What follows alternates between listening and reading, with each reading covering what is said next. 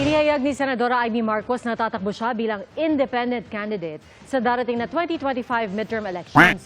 Pwede nga, playing safe ba, Senator Amy Marcos? Bakit ayaw mong sumama dyan sa administrasyon ng kapatid mo? Paano yan? Hindi na Magic 12 yan pala ngayon.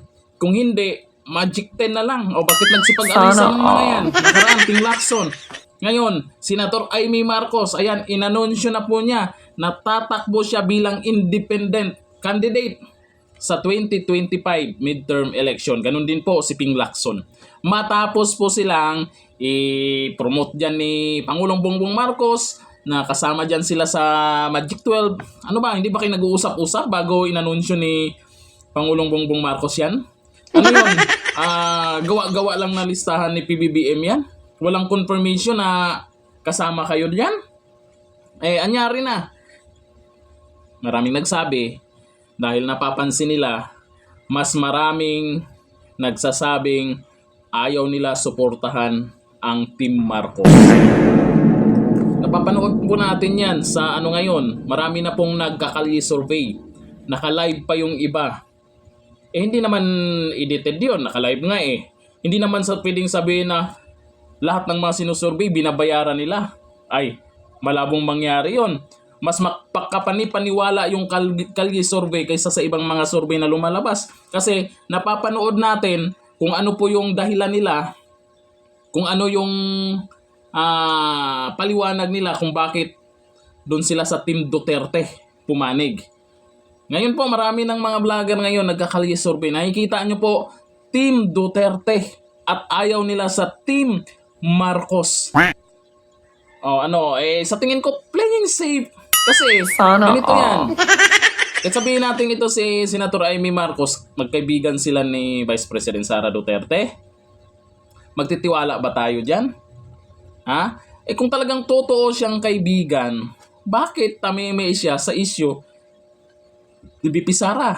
Lalo na doon sa Crocs na pinagtulungan si Vice President Sara Duterte.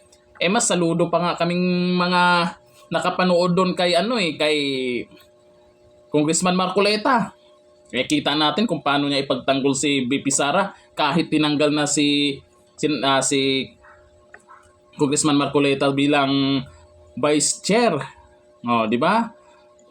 Tingnan niyo naman yan, ito naman. Siguro, sa tingin ko, para makakuha ng boto sa kabila. Ganun ba? Kasi kung nandun siya sa mga Marcos, aasahan lang niya talaga yung mga nakasuporta sa administrasyon. Mas lalo siyang mawalan ng boto sa kabila. Kaso nga lang, Senator Amy Marcos, Marcos ka pa rin. Marcos ka pa rin eh. Hindi mo na maano yung taong bayan. Kapatid mo pa rin yan. Kaya sabihin mong mag-independent ka, Marcos ka pa rin. Tsaka pag may issue diyan sa dalawa, tameme ka. Di ba? Ibig sabihin ay talagang ayaw mo lang maano ng boto eh. Kayo, iboboto nyo ba si Senator Amy Marcos? Kahit nag-independent siya, hindi siya dyan kasama sa administrasyong Marcos ngayon. At bakit nagsipag-alisan nga? Naku, mukhang magne-negative.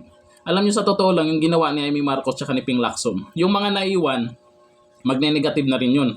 Siyempre, itatanong nila sa sarili nila, bakit nagsipag-alisan tong mga to? Kaming mga naiwan, safe pa ba kami? Mananalo kaya kami? Kasi maraming galit sa administrasyon ngayon. Tapos, okay sana kung sa eleksyon, yung susuporta sa administrasyon ay lahat sila iboboto. Ay mukhang negative. Nako, alis na rin tayo. Mag-independent na rin tayo. Abangan natin. Baka may susunod pa sa kanila. Sana. Para may pag-asa kayo. Kung may pag-asa kayo. Karamihan talaga sa nakikita ko, Team Duterte ang gusto nilang iboto. Team Kakamping kaya, kasali ba sila? Mukhang wala naman